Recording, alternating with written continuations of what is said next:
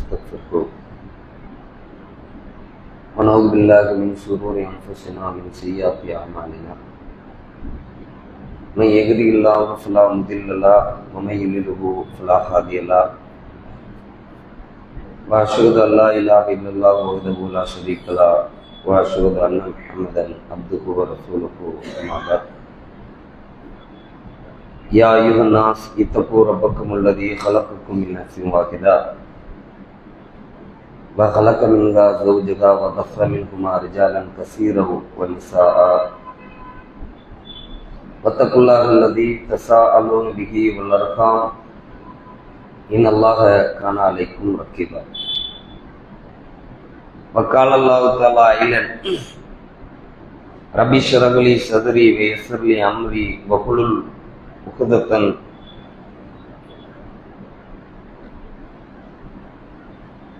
وقال نبينا صلى الله عليه وسلم اللهم لا مانع لما أعطيت ولا معطي لما منعت ولا ينفذ الجد منك الجد. புகழும் புகழ்ச்சியும் இந்த பிரபஞ்சத்தின் மீதும் இந்த பிரபஞ்சத்திலே உள்ளோற்றின் மீதும் அதிகாரம் படைத்த அல்லாஹ் ஒருவனுக்கு உரித்தாவதாக.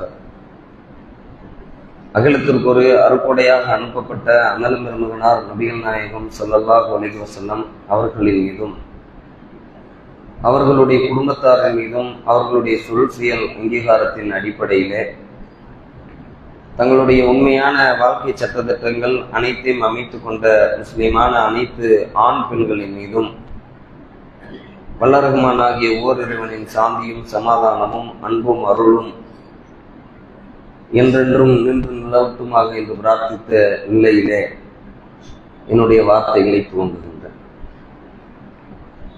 கண்ணியத்திற்குரிய எல்லாம் அல்ல அல்லாஹ்வின் நல்லடியார்களே, அல்லாஹ்வுடைய மாபெரும் கிருபையினால் அல்லாஹ் நம் மீது விதியாக்கிய இந்த ஜும்மாவினுடைய தொழுகையை நிறைவு செய்வதற்காக நாம் எல்லாம் அவனுடைய இல்லத்திலே ஒன்று கொள்வியிருக்கிறோம். இதன் அடிப்படையில் இன்றைய தினம் உங்களுக்கு மத்தியில் பேசுவதற்காக தேர்வு செய்யப்பட்டிருக்கின்ற தலைப்பு என்னவென்றால், எது உன்னுடையது என்கின்ற தலைப்பு தேர்வு செய்யப்பட்டிருக்கிறது.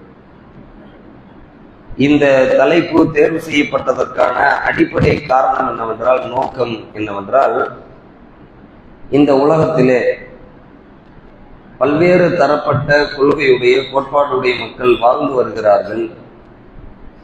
அவ்வாறு வாழ்ந்து வரக்கூடிய பல்வேறு தரப்பட்ட கொள்கையுடைய கோட்பாடுடைய மக்களுக்கு மத்தியிலே இந்த இஸ்லாமிய மார்க்கம்தான் ஒரு மனிதன் வாழ்வதற்கான சரியான வழிமுறை, சரியான நெறிமுறை என்பதை விளங்கி அந்த பல்வேறு தரப்பட்ட கொள்கையுடைய கோட்பாடுடைய மக்களுக்கு மத்தியிலே நாமெல்லாம் இஸ்லாத்தை வாழ்வியலாக ஏற்று வாழ்ந்து வருகிறோம். இவ்வாறு இஸ்லாத்தை வாழ்வியலாக ஏற்று வாழ்ந்து கொண்டிருக்கக்கூடிய மக்களும் சரி, இஸ்லாத்தை வாழ்வியலாக ஏற்றுக்கொள்ளாமல் ஏதோ ஒரு கொள்கையிலே இந்த உலக வாழ்க்கையை வாழ்ந்து கொண்டிருக்கக்கூடிய மக்களும் சரி, இந்த உலகத்தில் தான் காண்கின்ற அனைத்தையுமே தன்னுடையது என்கின்ற பார்வை உடையவர்களாக, அப்படிப்பட்ட சிந்தனை உடையவர்களாக இந்த உலக வாழ்க்கையை வாழ்ந்து கொண்டிருக்கிறார்கள். நம்பிக்கை கொண்டவர்களும் அப்படித்தான் வாழ்கிறார்கள். நம்பிக்கை கொள்ளாதவர்கள் இருக்கிறார்களே, அவர்களும் அப்படித்தான் வாழ்கிறார்கள். அல்லாஹ்வுடைய தூதர் நபி பெருமானார் ஸல்லல்லாஹு அலைஹி வஸல்லம் அவர்கள் சொல்லுகிறார்கள், மூமின் முஸ்லிம் அல்லாதவன் அப்படிலாம் பிரிக்கல. பொதுவாக அல்லாஹ்வுடைய தூதர் இந்த வார்த்தையை பயன்படுத்துகிறார்கள். ஆதமுடைய மகன் அப்படின்ட்டாங்க. முஸ்லிமானவர், முஸ்லிம் அல்லாதவர், நம்பிக்கை கொண்டவர், நம்பிக்கை கொள்ளாதவர் அப்படிங்கிற ஒரு கண்ணோட்டத்தில் அல்லாஹ்வுடைய தூதர் இந்த செய்தியை மக்களிடத்திலே சொல்லவில்லை. ஆதமுடைய மகன் என்னுடையது என்னுடையது என்கிறான் அப்படிங்கிறாங்க அல்லாஹ்வுடைய தூதர். அதை சொல்லிட்டு அல்லாஹ்வுடைய தூதர் பதில் சொல்றாங்க, எது அவனுடையது? ஆதமுடைய மகன் எல்லாத்தையுமே என்னுடையது என்னுடையதுங்கிறான். அல்லாஹ்வுடைய தூதர் அதுக்கு கவுண்டர் கொடுக்கிற மாதிரி அவங்களே பதில சொல்றாங்க, எது அவனுடையது அப்படின்னு கேட்டுட்டு எது அவனுடையது என்பதையும் சொல்லுகிறார்கள். அவன் உண்டு கழித்ததும் உடுத்தி கிழித்ததும் தவிர எதுவுமே அவனுடையது இல்லை அப்படின்ட்டாங்க. இந்த செய்தியை நம்ம படிச்சிருக்கிறோம் தானே. மூமின்களாக முஸ்லிம்களாக அல்லாஹ்வுடைய தூதரை வழிகாட்டியாக ஏற்றுக்கொண்டு இந்த செய்திகளை எல்லாம் நம்ம என்னதான் ஆழமாக உள்வாங்கி இருந்தாலும் கூட நடைமுறை வாழ்க்கையில் இந்த அடிப்படை புரிதல் மூமினாக இருக்கின்ற முஸ்லிமாக இருக்கின்ற நம்ம அனைவருக்கும் இருக்கிறதா என்றால் உண்மையிலேயே இல்லை. இதுக்கு ஆப்போசிட்டா தான் மனிதர்கள் நடக்கிறாங்க. அல்லாஹ்வுடைய தூதர் சொல்லிட்டாங்க, நீ எல்லாத்தையும் ஓயுதுங்கிற, ஆனா எதுவுமே உன்னுடையது கிடையாது. நீ உண்டு கொண்டு இருக்கிறாயே அது உன்னுடையது அப்படி சொல்லலாம்ல. இப்ப நான் சாப்பிட்டு இருந்த கர்ச்சிப்பு இப்ப ஏன் இதுதானே, இப்ப ஏன் இதுதான் என் கையில இருக்குது, ஏன் இது? இப்ப நான் போட்டிருக்கிற சட்டை இப்ப நான் போட்டிருக்கிறது ஏன் இதுதான்? இப்ப நீ பயன்படுத்திட்டு இருக்கிறீல அது உன்னுடையது. அப்படி கூட வார்த்தையை அல்லாஹ்வுடைய தூதர் பயன்படுத்தல. நீ உண்டு கொண்டிருக்கிறாயே அது உன்னுடையது அப்படி சொல்லல. நீ உடுத்தி கொண்டிருக்கிறாயே அது உன்னுடையது அப்படி சொல்லல. மாற்றமா ரசூலுல்லாஹ் எப்படி பதிய வைக்கிறாங்கன்னா, நீ உண்டு கழித்தல் இப்ப இருக்கிறது இப்ப இருக்கிற வரைக்கும் தான். இப்ப என் ஆத்மாவை அல்லாஹ் கையில பிடிச்சி எடுத்துட்டானா இது என்னுடையது இல்ல, நேற்று முடிஞ்சிச்சுல அது மட்டும்தான் என்னுடையது. இப்ப எனக்கு மதியானம் ஒரு உணவு காத்து இருக்குல்ல, அது ஏன் இதுன்னு நானா நினைப்பேன், அது ஓய்துன்ற சொல்ல மாட்டேங்கிறாங்க. மதியானம் அடைகிறதுக்கு சாத்தியம் இருக்குதா? மதியானத்தை நெருங்குவதற்கு ஏதாவது உத்தரவாதம் இருக்குதா? அதனால அல்லாஹ்வுடைய தூதர் ரொம்ப நுணுக்கமாக, ரொம்ப நுட்பமாக, ரொம்ப ஆழமாக, ரொம்ப அழுத்தமாக ஒரு செய்தியை பதிய வைக்கிறார்கள். ஆதமுடைய மகன் எதை எடுத்தாலும் என்னுடையது என்னுடையதுங்கிறா. எது அவனுடையது? எதுவுமே அவனுடையது இல்ல. அவன் உண்டு கழித்ததும் அவனுடையது இல்ல. அவன் உண்டு கழித்ததையும் உடுத்தி கிழித்ததையும் தவிர வேற எதுவுமே அவனுடையது இல்ல. பொதுவா மனிதர்கள் இதை எந்த இடத்துல கொண்டு போய் கோட் பண்றாங்கன்னா, செல்வத்துல மட்டும் அப்படின்னு ஹதீஸை புரிஞ்சுக்கிறாங்க. ஏன்னா பெரும்பாலும் மனிதர்கள் செல்வத்தின் மீது தானே பெரிய ஆர்வம் கொண்டவர்களாக, அதன் மீது பெரிய தேடல் உடையவர்களாக, தன்னுடைய வாழ்நாளின் பெரும்பகுதியை பொருளாதாரத்தை திரட்டுவதற்காக, செல்வத்தை குவிப்பதற்காக உலகத்தில் இருக்கின்ற எல்லா மனிதர்களும் ஓடிக்கொண்டிருக்கிறார்கள். அதனால இந்த ஹதீஸை எப்படி பார்க்கிறாங்கன்னா, காசு காசுன்ட்டு ஓடுறா, காசுதான் முக்கியம் நினைச்சிட்டு அவனுடைய உலக வாழ்க்கையை அர்ப்பணிச்சுக்கிட்டு இருக்கிறான், இதுக்குதான் அல்லாஹ்வுடைய தூதர் இதை சொல்றாங்க அப்படின்னு நினைக்கிறோம். பொதுவாக அந்த செய்தி இதை சொன்னாலும் உண்மையில் எதை சொல்லுகிறது என்றால், நாம் எதையெல்லாம் இந்த உலக வாழ்க்கையில் அனுபவிக்கிறோமோ அது எதுவுமே நமக்குடையது இல்லை என்பதைத்தான் அல்லாஹ்வுடைய தூதர் பதிய வைக்கிறார். நம்மை 10 மாதம் கடுமையான முறையிலே எல்லா வகையிலும் துன்பத்தை சந்தித்து பெற்றெடுத்த தாய் இருக்கிறார்களே, அவர்களை நம்ம பிறந்து வளர்ந்து பெரிய பிள்ளை ஆவாவ என்ன மனநிலையில் வச்சிருப்போம்? நம்ம அம்மா அப்படிதானே வச்சிருப்போம். நம்முடைய தானே அது. அறிவை கொண்டு யோசிச்சா, நம்ம கடந்து வந்த பாதையை கொண்டு யோசிச்சா இது நம்ம அம்மா, வேற யாரையும் நம்ம அம்மான்னு சொல்ல மாட்டோம். நம்ம யார் கடுமையாக கஷ்டப்பட்டு பெற்றெடுத்தாலோ அவளையும் நம்ம தாயின்னு சொல்லுவோம். இந்த தாய் கடைசி வரைக்கும் நமக்கு தான் அப்படின்னு நினைப்போம்ல. கடைசி வரைக்கும் இது நம்முடையது அப்படின்னு நம்ம நினைப்போமா? நமக்காக வேர்வை சிந்தி பொருளாதாரத்தை திரட்டி படிக்க வச்சு ஆளாக்கி கல்யாணம் முடிச்சு கொடுத்து வேற பேத்திகளை பார்த்து நம்மளை வளர்க்கிறதுக்காக பல்வேறு விதமான கடுமையான அவமானங்களை எல்லாம் அவர் பணி செய்கின்ற இடங்கள்ல சந்திச்சு இப்படி நம்மளை உருவாக்குறதுக்கு தன்னுடைய வாழ்நாள மொத்தமா கொடுத்திருப்பார்ல நம்ம தகப்பனாரு, அவரை நம்முடையது நம்ம நினைப்போம். நம்ம கூட பிறந்த அண்ணனை நம்முடையதுன்னு நினைப்போம். நம்ம கூட பிறந்த தம்பியை நம்முடையதுன்னு நினைப்போம். நம்ம கூட பிறந்த அக்கா தங்கச்சிகளை நம்முடையதுன்னு நினைப்போம். நம்ம கையில நமக்கு கொடுக்கப்பட்ட அறிவை நம்முடையதுன்னு நினைப்போம். இந்த 2 கைகளை நம்முடையதுன்னு நினைப்போம். நமக்கு தரப்படுற புகழ் இருக்குல்ல, நமக்கு வர்ற வளர்ச்சி இருக்குல்ல, நம்ம இன்னைக்கு பார்த்துக்கிட்டு இருக்கிற வியாபாரம் இருக்குதுல்ல, இது எல்லாத்தையுமே மனுஷன் என்ன நினைப்பா? இது என்னுடையது, இது என்னுடையது இல்லைன்னு எந்த மனுஷனா சொல்லுவாடா? இறை நம்பிக்கையினுடைய உச்சத்தில் இருக்கின்ற ஒரு மனிதர் இருக்கிறாரே, அல்லாஹ்வால் நேசிக்கப்படுகின்ற ஒரு மனிதர் இருக்கிறாரே, அவரால் இது என்னுடையது இல்லை அப்படின்னு சொல்லுவாரா? அப்படி ஒரு வாதம் இந்த உலகத்தில் யாராலும் வைக்கப்படாது. அவர் கட்டி வச்ச வீடு 30 வருஷமா அவர் தான் வாழ்ந்துட்டு இருக்கிறாரு, அது எப்படி என்னுடையது இல்லைன்னு சொல்லுவாரு? அறிவை கொண்டு பார்க்கின்ற பொழுது அது அவருடைய அப்படின்னு அவர் வாய் சொல்லும், அவருடைய மூளை சொல்லும். ஆனா அல்லாஹ்வுடைய தூதர் அழுத்தமாக பதிய வைக்கிறார்கள், இன்னைக்கு உன்னுடையது நாளைக்கு உன்னுடையதா? அதான் நம்ம புரியணும். அது புரிஞ்சிருச்சுன்னா ஒட்டுமொத்தமாக மனிதன் மறுமையை நோக்கி தன்னுடைய பார்வைகளை, தன்னுடைய செயல்களை, தன்னுடைய அனைத்தையும் அப்படியே நகர்த்திடுவான்.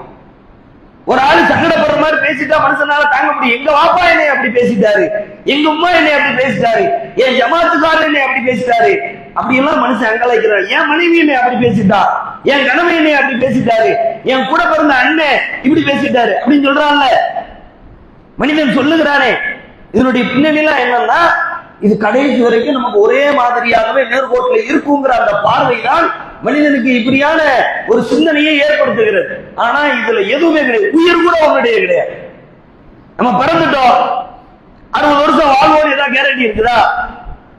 40 வருஷம் வாழ்வோம் கேரண்டி இருக்குதா? 80 வருஷம் வாழ்வோம் கேரண்டி இருக்குதா? நூஹ் நபி சமுதாயத்தை போல, நூஹ் நபியை போல, ஆதம் நபியை போல 1000 ஆண்டுகள் வாழ்வோம் ஏதாவது கேரண்டி இருக்குதா? சரி, நபி பெருமானாரை போல 63 ஆண்டுகளை நம்ம கண்டிப்பா தொற்றுவோம், நமக்கு 63 வயசுக்கு பிறகுதான் மரணம் வரும் அப்படின்னு யாராவது இந்த உயிரை ஏன் இது அப்படின்னு சொல்ல முடியுமா? மனுஷன் அவன் என்னைக்கு வரைக்கும் நம்ம கையில கொடுத்து வச்சிருக்கானோ அன்னைக்கு வரைக்கும் அது நம்முடையது. என்னைக்கு நம்ம கையில இருந்து எடுத்துட்டோம்னா பேர கூட மனிதர்கள் சொல்ல மாட்டாங்க, பெத்த பிள்ளை கூட பேரா சொல்ல மாட்டாங்க. ஜனாசா எப்ப எடுக்கிறாங்கன்னு கேட்பாங்க. உங்க வாப்பாவை எப்ப எடுக்கிறாங்கன்னு யாருமே கேட்க மாட்டாங்க. உங்க அண்ணனை எப்ப எடுக்கிறாங்கன்னு யாரும் கேட்க மாட்டாங்க. உன் தம்பியை எப்ப அடக்கம் பண்ண போறாங்கன்னு கேட்பாங்களா? ஜனாசா எப்ப எடுக்கிறீங்க? அல்லாஹ் பேரையே வாய்வு இல்லைன்னு ஆக்கிடுறான்.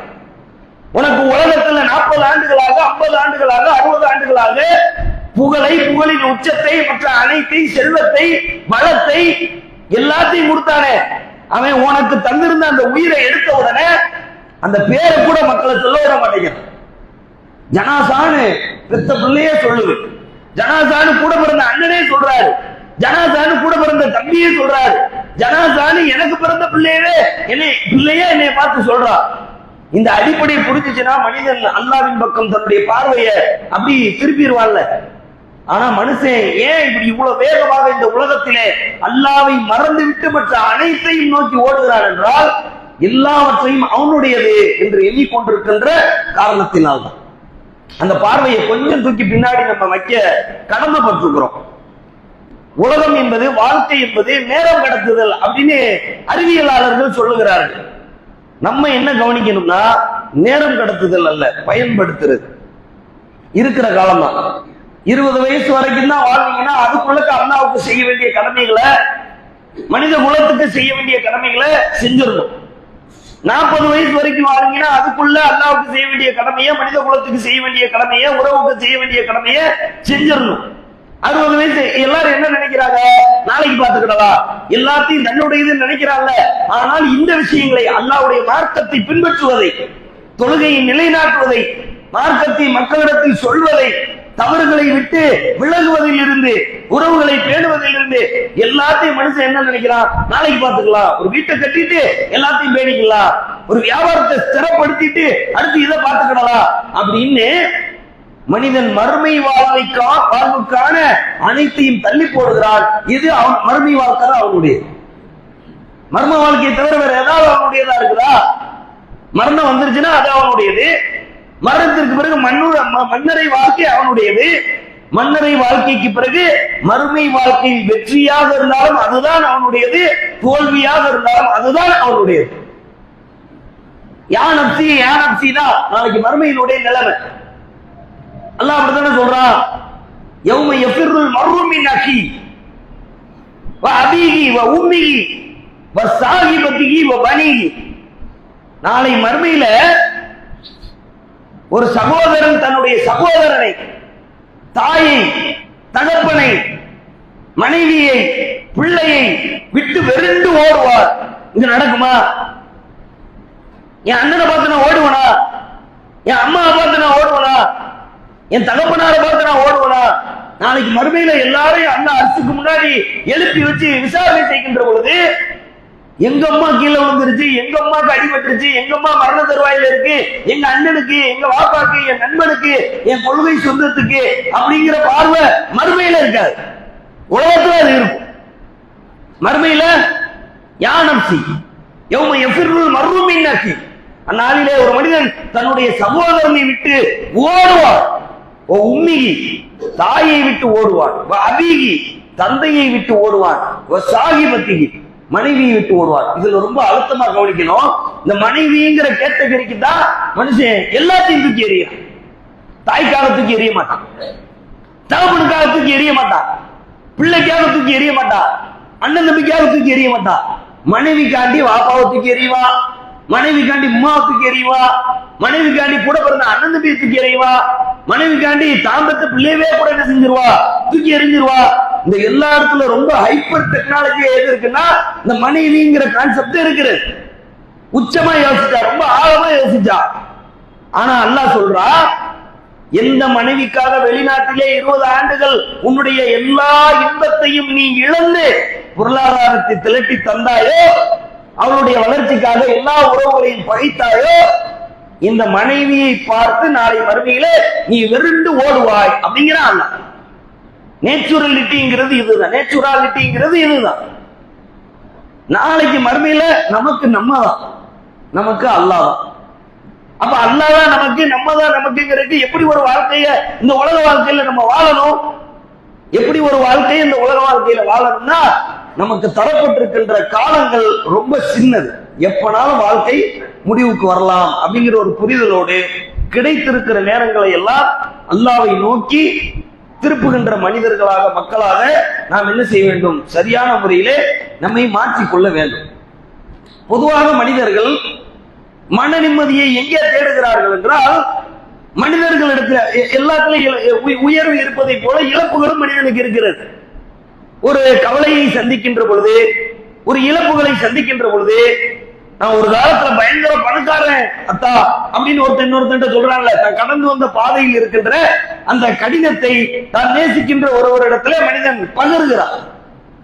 ஒரு காலத்துல நான் நல்லா இருந்தேன், ஒரு காலத்துல நான் சூப்பரா இருந்தேன், ஒரு காலத்துல என் குடும்பம் நல்லா இருந்துச்சு, இன்னைக்கு எல்லாம் தலைகீழா மாறிடுச்சு இப்படின்னு எல்லாரும் எல்லார்ட்டையும் ஷேர் பண்றோம்ல. இதுல முழுமையான ஆறுதல், ஆதரவு அப்படிங்கிற அந்த அடிப்படையை எல்லாத்திலிருந்து வாங்கிட முடியுமா? ஏன்னா அவங்களுக்கு 1000 பிரச்சனை இருக்கும். நான் என்னுடைய கவலையை உங்கள்கிட்ட கொட்டுறேன்னு வைங்களேன், அந்த கவலைக்கு அல்லாஹ் லேசாக்குவான், அல்லாஹ் அருள் செய்வான். உங்களால என்ன உதவி முடியுமோ அந்த உதவி செய்வீங்க, இந்த மாதிரியான ஆறுதல்களை சொல்லுவீங்க, அவ்வளவுதானே. அதுக்கடுத்து நீங்க உங்களுடைய கவலை ஏன்ட்ட சொல்றீங்க, சரிதா எதை நினைச்சு கவலைப்படாதீங்க, அல்லாஹ் லேசாக்குவா அப்படிங்கிற அந்த ஆறுதலை நான் உங்களுக்கு சொல்லுவேன். அதுக்கு அடுத்து நான் ஒரு பக்கம் ஓடிக்கொண்டிருப்பேன், நீங்கள் ஒரு பக்கம் ஓடிக்கொண்டிருப்பீர்கள், உங்களுடைய வாழ்க்கை ஒரு புறமாக சென்று கொண்டிருக்கும், என்னுடைய வாழ்க்கை இன்னொரு புறமாக சென்று கொண்டிருக்கும். இப்ப நம்ம என்ன கவனிக்கணும்னா, யக்கூப் நபியை நினைவு கூறணும். திருமறை குரானை திரும்ப திரும்ப அல்லாஹ் ரப்பல் ஆலமீன் படிக்க சொல்லுகிறானே, வெறும் சட்ட திட்டத்தை சொல்லி குரானை அப்படி அல்லாஹ் மூடி வச்சிருக்கான். தொழுவுங்க, நோம்பு வைங்க, ஜகாத்து கொடுங்க, சதக்கா கொடுங்க, ஹஜ்ஜுக்கு போங்க, உம்ராவுக்கு போங்க, பெற்றோரை பேணுங்க, இப்படி முடிச்சிருக்கலாம்ல. உலக வாழ்க்கையில் மனிதன் சந்திக்கின்ற அந்த அனைத்து விஷயங்களிலும், எல்லா மனிதர்களுடைய வரலாறுகளிலும் அல்லாஹ் ஒரு அனுபவத்தை எடுத்து அந்த மனித குலத்துக்கு பாடமாக்குகிறார். ஜக்கரியா யக்கூப் நபி சொன்னதை அடுத்து சொல்றேன். ஜக்கரியா நபி அல்லாஹ்விடத்திலே சொல்லும் போது ஒன்று சொல்லுவார். அப்படி ஒரு நிலையில் அல்லாஹ் உங்களை வைத்திருந்தால் தொடர்ந்து அதை சொல்லுங்கள், அல்லாஹ்வுக்கு அதிகமாக நன்றி செலுத்துங்கள். ஜக்கரியா நபி சொல்லுவாங்க, பிள்ளை இல்ல, வயசாயிருச்சு,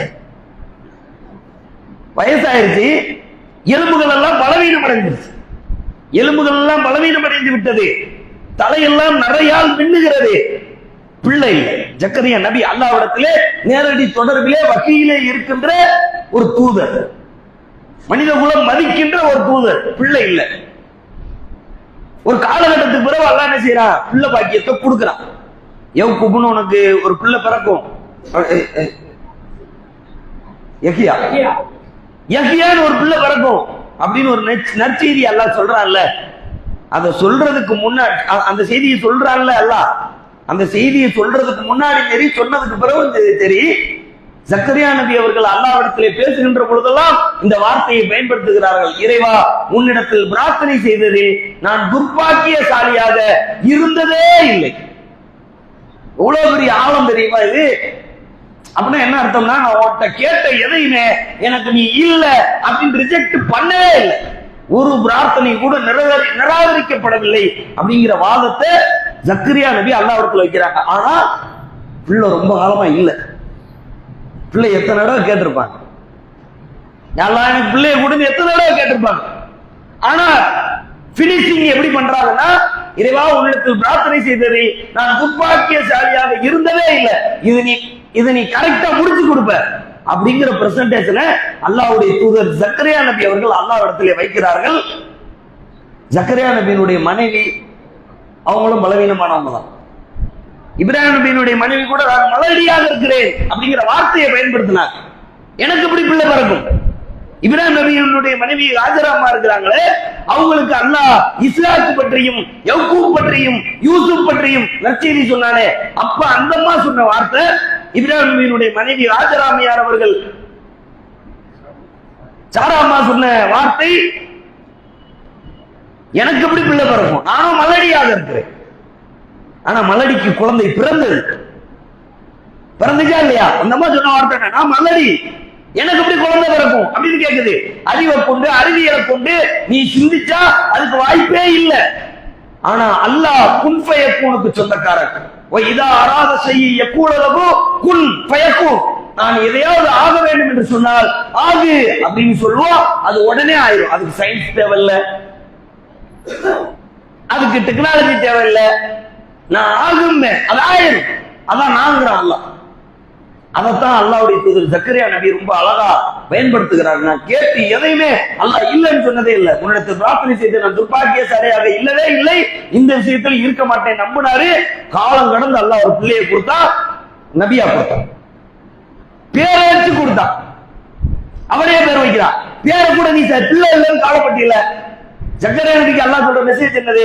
பிள்ளை இல்லைன்னு படா பட்டியல, உங்க பிள்ளைக்கு பேரையும் நம்மளே வைக்கிறோம் அப்படின்னு வச்சுட்டு, இந்த பெயரை இந்த உலகத்தில் இதற்கு முன் எவரும் சூட்டியது. எவ்வளவு பெரிய தரஞ்சான் விளங்குதா உங்களுக்கு? அப்ப எவ்வளவு உலக வாழ்க்கையில் அவர் அல்லாஹ்வோட பேசியிருப்பார், எந்த அளவுக்கு அல்லாஹ்வை நெருங்கி இருப்பார், எந்த அளவுக்கு அல்லாஹ்வோடு ஒருங்கிணைஞ்சிருப்பார். இதத்தான் யக்கூப் நபி அவர்கள் சொல்லுகிறார்கள், இறைவா என்னுடைய கவலையையும் என்னுடைய துக்கத்தையும் உன்னிடமே முறையிடுகிறேன். எவ்வளவு பெரிய மேட்டர் இருந்தது அவங்களுக்கு. யக்கூப் நபிக்கு 2 மனைவிமார்கள்.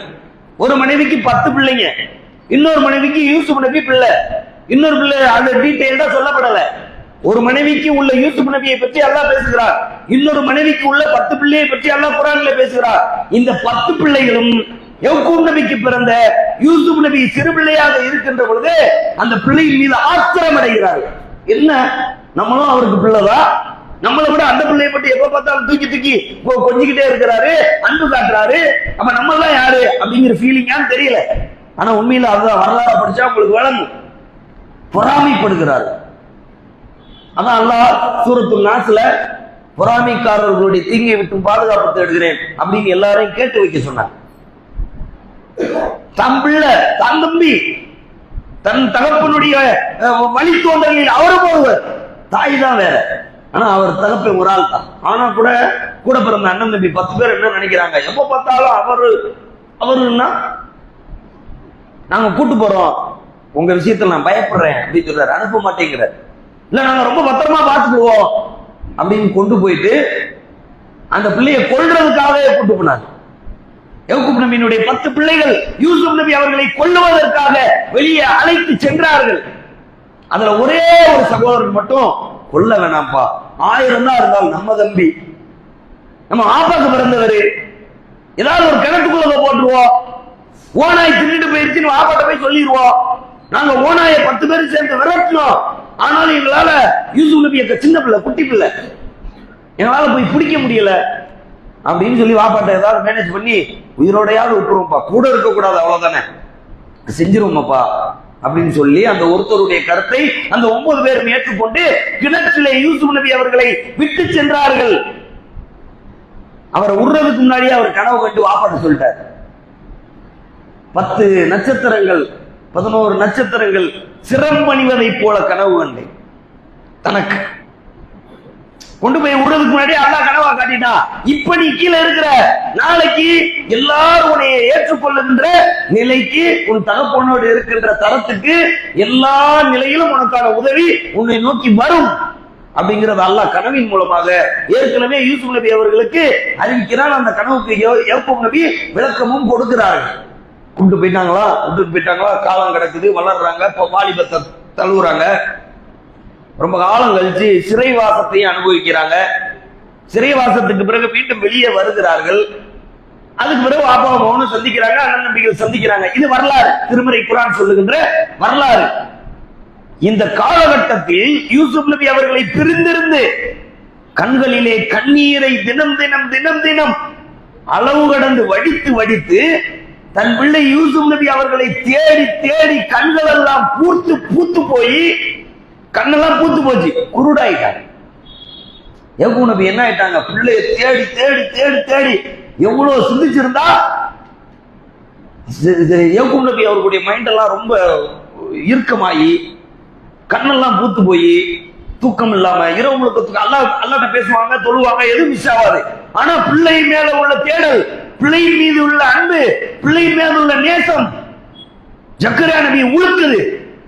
அல்லாஹ்வே அப்படிதான் சொல்றான், தன் கண்கள் எல்லாம் பிள்ளைய தேடி தேடி பூத்து போய் குருடாவே ஆயிடுச்சு.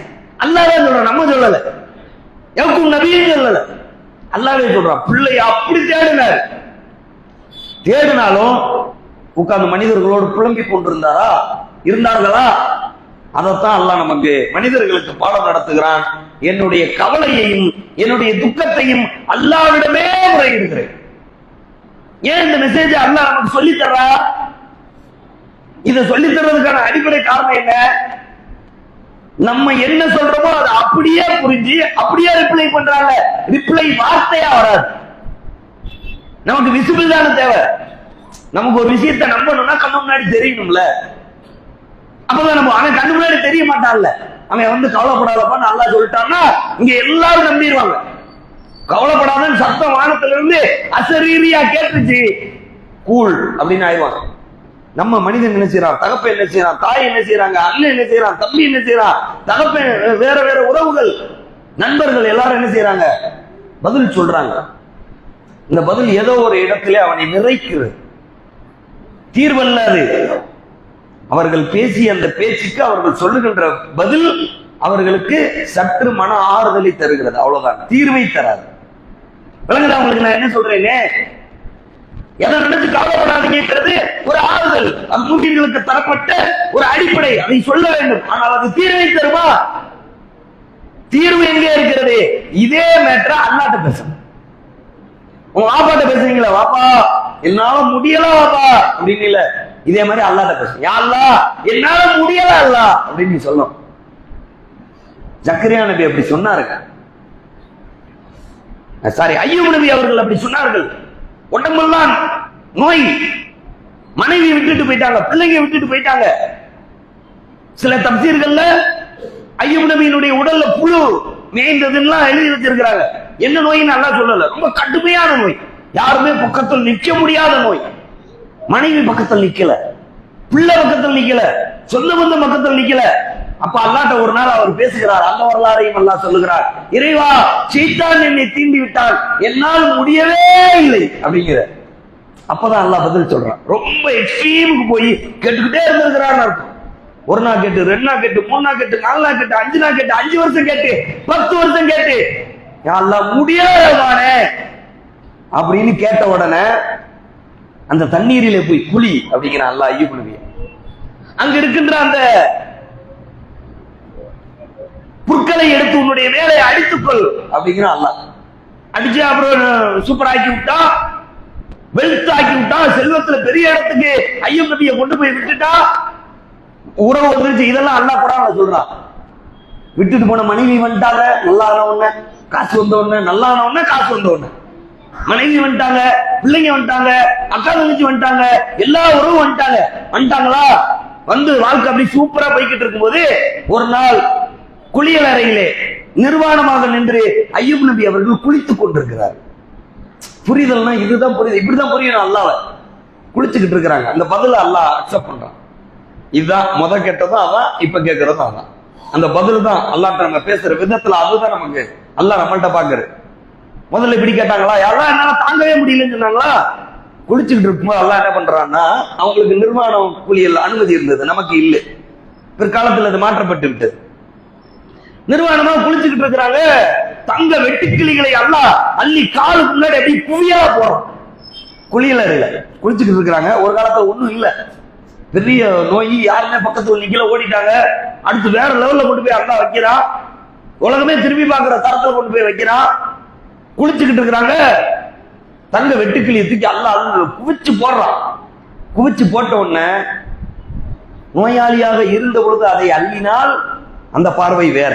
மனிதனுக்கு அப்படிதானே, மனிதனுக்கும் சரி யாருக்கும் சரி. இப்பதான் வேற லெவலுக்கு ஆயிடுச்சுல. 2000 கோடி வச்சிருக்க ஒருத்தர் 200 ரூபாய அப்படி ஏங்கி போய் எடுக்கிறாரு. அவரை நம்ம எப்படி பார்ப்போம்? 2000 கோடி வச்சிருக்க அந்த 200 ரூபாய் தான் அப்படின்னு நினைப்போம்ல. அது மாதிரி அவர் தங்க வெட்டுக்கிளிகளை தன்னுடைய அந்த தொடிப்பதற்கெல்லாம் ஆடை வச்சிருப்பாங்களா, அது மாதிரி ஆடை வச்சு அப்படி அள்ளுறாங்க. அள்ளணும்னு அல்லாஹ் கேட்கிறான், ஐயூபே உன்னை நம்ம எப்படி வச்சிருக்கிறோம், இதுக்கு போய் ஆசைப்படுறிய அப்படின்னு அல்லாஹ் கேட்கிறான். அப்ப அவருக்கு புரிதல் இல்லைன்னா அவர் அல்லாஹ் தான் பேசுறான். அல்லாஹ் பேசுகிறான். அந்த தங்க வெட்டுக்கிளியை அவர் அள்ளுகிறார். அப்பொழுது பெரிய செல்வந்தராக மாறி போயிருக்கிறார். அந்த தங்க வெட்டுக்கிளிகளை அவர் அள்ளுகின்ற பொழுது அல்லாஹ்ட்ட இருந்து வாய்ஸ் வருது, அல்லாஹ்ட்ட இருந்து விஷயம் வகி வருது. இதுக்கு போய் ஆசைப்படுறீங்க, உனக்கு நான் எவ்வளவு கொடுத்துருக்கேன் அப்படின்னு ஒண்ணு. அவர் ஆமா அல்லாஹ் நமக்கு எவ்வளவு கொடுத்துருக்கோம், நம்ம எப்படி இருந்தோம், இப்ப எப்படி ஆறி இருக்கோம், டப்புன்னு கீழே போடல. அந்த புரிதல் தான் அல்லாஹ் நம்மிடம் எதிர்பார்க்கிறது. அவர் என்ன செஞ்சாரு, உன்னிடத்தில் பிரார்த்தனை செய்வது நான் எப்போதுமே தேவையுடையவனாகத்தான் இருக்கிறேன். உன்னுடைய அருளில் பிரார்த்தனை செய்வதில்லை, உன்னுடைய அருளில் நான் எப்போதுமே தேவையுடையவனாகத்தான் இருக்கிறேன் அப்படின்னு சொல்றாரா. அல்லாஹ் சிரிக்க சூப்பர் அப்படிங்க. புரியுதா உங்களுக்கு? இந்த வரலாறுகள் ஏன் சொல்லப்படுகிறது? இந்த வரலாறுகளுக்கான அடிப்படை காரணம் என்ன?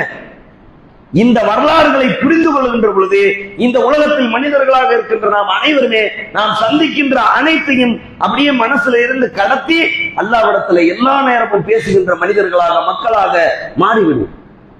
தொழுகை ஏன் மனுஷனுக்கு பாரமா இருக்கு? தொழுகையில் அல்லாஹ்ட்ட பேசும்.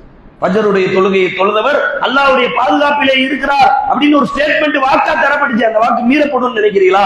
யாரெல்லாம் மீறப்படும் என்று நம்புகிறார்களோ அவர்கள் எல்லாம் ஃபஜ்ருடைய தொழுகையை விட்டு விடலாம். நான் ஆர்டர் போடல. பாதுகாப்பின் மீது நம்பிக்கை வைத்திருக்கிறவர்கள் ஃபஜ்ர் தொழுகை எப்படியாவது எந்திரிச்சு தொழுது, அந்த வாக்கு மீறப்படாது.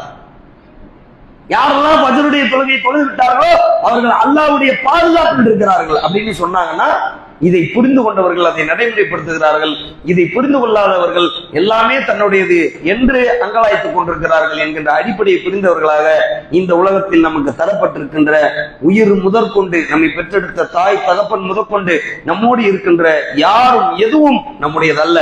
அல்லாஹ்வும் அல்லாஹ் நமக்கு விதித்திருக்கின்ற அந்த மன்னரை மர்மை வாழ்க்கையும் தான் நம்முடையது என்ற புரிதலோடு வாழ்ந்து மரணிக்கின்ற நன்மக்களாக எல்லா நேரங்களிலும் எல்லா சந்தர்ப்பங்களிலும் அல்லாஹ்வோடு அதிகமாக உரையாடுகின்ற நன்மக்களாக அல்லாஹ் உங்களையும் உங்கள் குடும்பத்தையும் என்னையும் என் குடும்பத்தையும் ஆக்கி வைப்பானாக. வாகர்தவனான் அல்ஹம்துலில்லாஹ் இருக்கலாம்.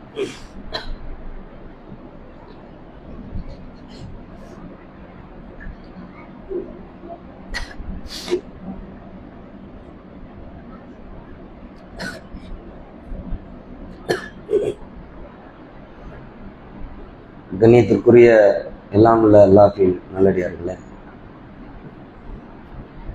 செல்வம் இருக்கின்ற மனிதனாக இருந்தாலும் செல்வம் இல்லாத மனிதனாக இருந்தாலும் வாழ்வில் எல்லா விதமான அந்தஸ்துகளையும் பெற்ற மனிதனாக இருந்தாலும் எந்த விதமான அந்தஸ்துகளை பெறாத மனிதனாக இருந்தாலும் ஒரு கட்டத்திற்கு பிறகு மன அமைதியின் மீது நாட்டம் கொண்டவனாக மாறிவிடுகிறான்.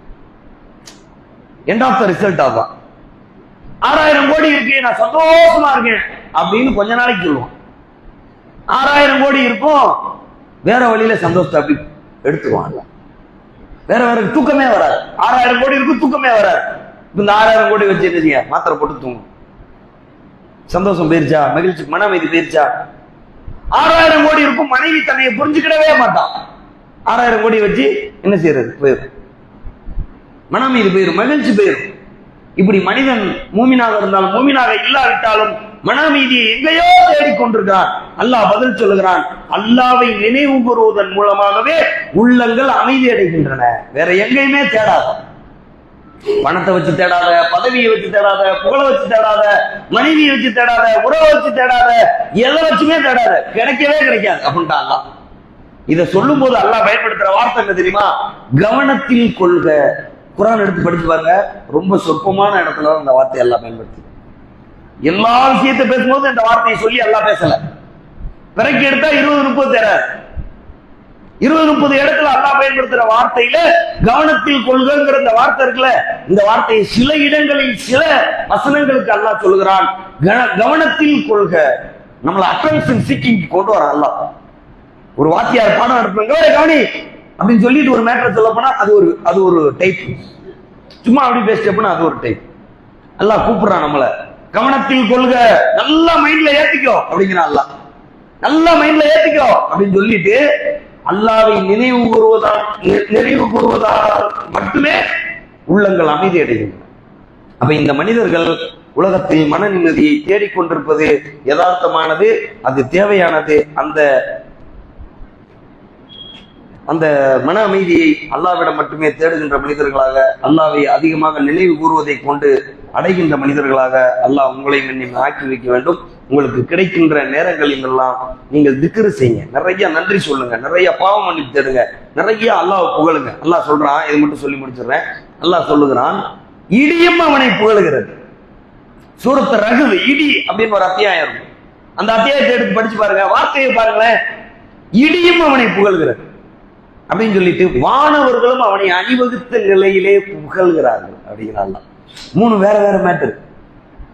எதுகை மோனிக்காத அல்லாஹ் சொல்லல. இடி சிந்திக்கிற ஆற்றல் இல்லாத, சிந்திக்குமா? ஜிப்ரீல் அலைஹிஸ்ஸலாம் மாதிரி நடந்துருமா? இடி பூமிக்கு வந்துருமா? செவ்வாய் கிரகத்துக்கு போயிருமா? சூரியனுக்குள்ள நுழைஞ்சிருமா? சந்திரனுக்குள்ள நுழைஞ்சிருமா? அது ஸ்பேஸ் தான். அப்படித்தானே? அது ஒரு சப்தம், மின்னல்.